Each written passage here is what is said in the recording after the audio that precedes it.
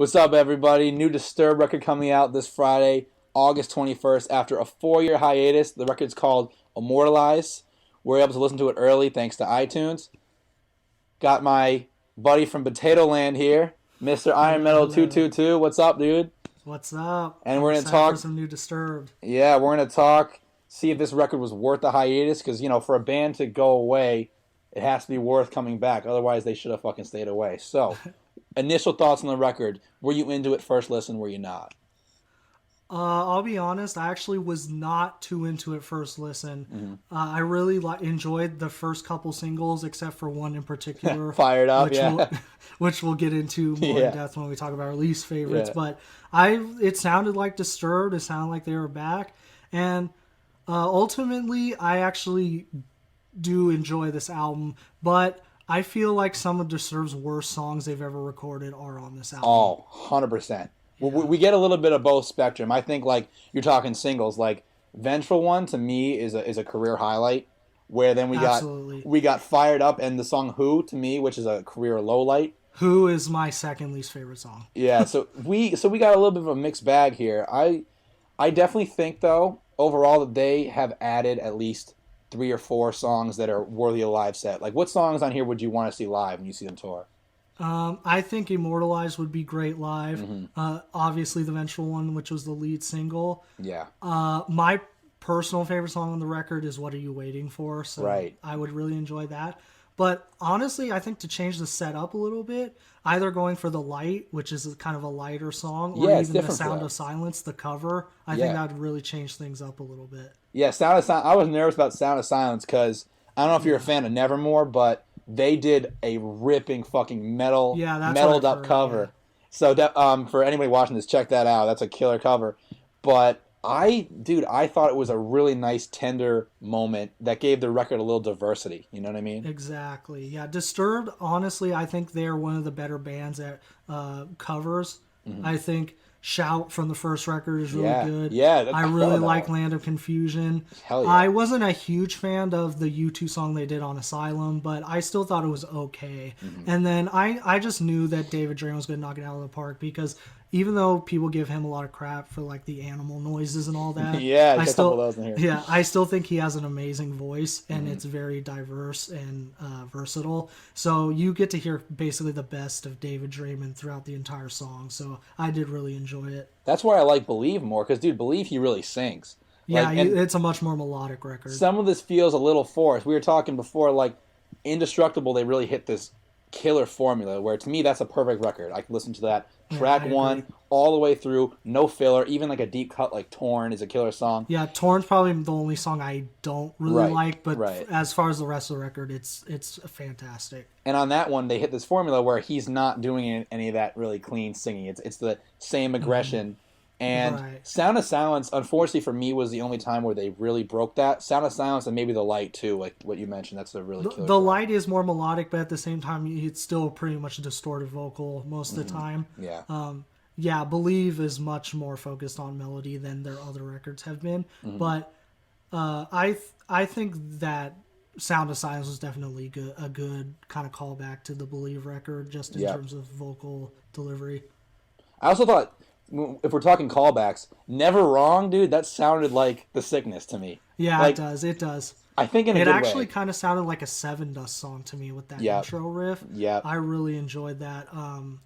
But yeah, I don't love that song, but I do definitely think it's the most reminiscent of The Sickness. Me neither. I had the issue with this record is, to me, 6-7 tracks in, it was great. And then you get to the point where the record's long enough where you hit a song like Who or Fired Up where you're like, dude, is this necessary? Do we need this song, or have they made their statement with the first 35 minutes of the record? You know what I mean? Yeah, Who is just so damn repetitive. It got so annoying. And then Fired Up is just way too on the nose for me. And the whole intro with the bong noises and some random Arnold impersonation for no reason. And then I kind of like the bridge. I kind of like the bridge section where he says "fire it up" in the bridge. But the rest of the song is just not good. Honestly, Disturbed have 2 bad songs in their entire catalog. They're both on this album. So you don't think there's any bad songs on Asylum?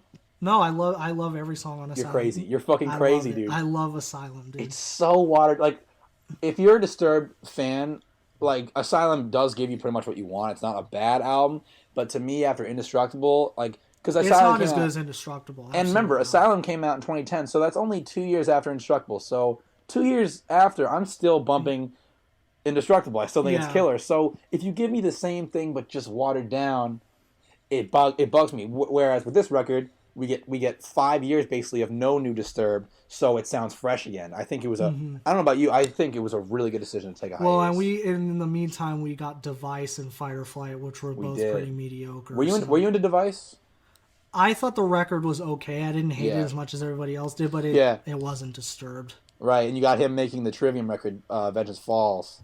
I actually really like that record, but good. it's not Disturbed. It's Trivium, even No. though Dave Yeah. J was producing it. But Uh-huh. yeah, I think the hiatus was kind of good for them because I could tell people were kind of starting to get sick of Disturbed. Yep. Even though I really like Asylum, I know a lot of people didn't, including yourself. So Well, yeah. I can see why this record sounds fresh again. It's an inconsistent record for me. Yep. And that's kind of rare in their catalog, just in my opinion.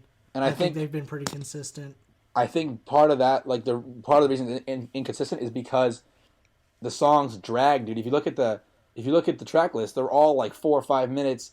Where Yeah, there are longer songs on this are. record. I did notice that. I think it drags that down a little bit because they're a to the point, punchy band. Like riff, Yeah, vocal, yeah, that's chorus, a good point. get out. Not every song needs a guitar solo. I'm sorry, Dan Donegan, you're not fucking Eddie Van Halen. Your I solos actually are cool. think this record toned down on the solos a little bit. It did. No, it did. I thought Asylum, Indestructible, and 10,000 Fists had way more solos. They went over key. Yeah, over. But the solos that are on this record aren't very memorable, and they're pretty much all wah pedal. I mean, Yeah. there's not much diversity there. Yeah.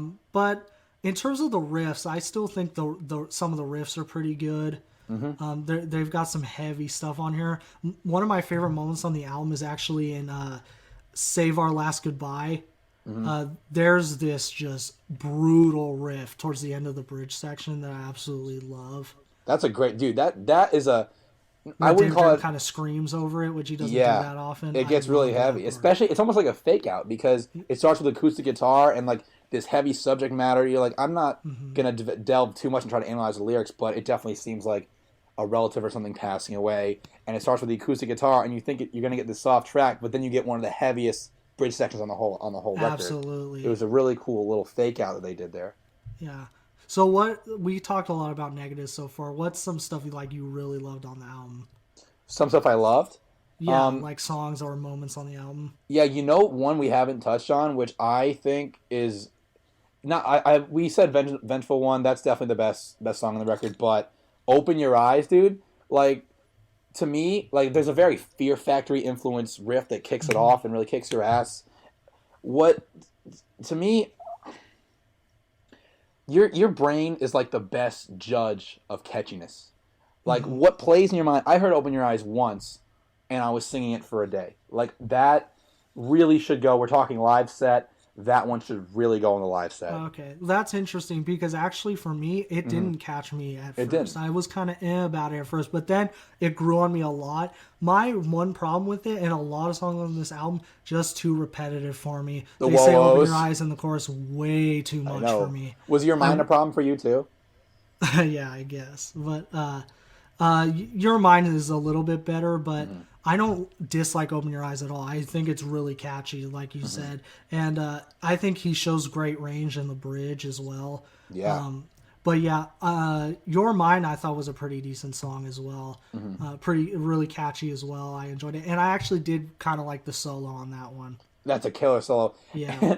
And their attempt at a love song. What do you think of the lyrics on that? Like, it's so different to have this heavy track and have basically a love ballad. Like those could be John Mayer lyrics practically. Not really, but like were you comfortable hearing him sing about love on a Disturbed song? I'm that's fine so rare. with it, dude. I'm not a huge lyric guy to begin with, but as long as he's Right. not writing the same thing over and over, I'm fine with it. Right. And it's not all Right. about weed for no reason, that's fine too. You know what's funny about that song, Fire It Up?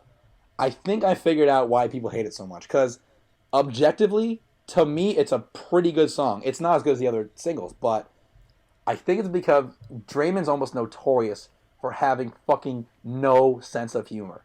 Like, he's Yeah. on Twitter tweeting in all caps, yeah. getting in fights with Jim Norton, like comedians and shit. Jim like, Norton, I remember that, dude. I remember that. How ridiculous, dude. I'm sorry, fantastic. I'm a Disturbed fan, but fuck that. Like, Yeah. I think that might have thrown people off because, like, Fired Up almost tries to be funny and party-like, where David Draymond's just so notoriously dark and humorless, and, you know, like, when you see him in interviews, he's like, and the sickness. You know what I mean? Like, I don't know. Maybe that's why people don't like that song.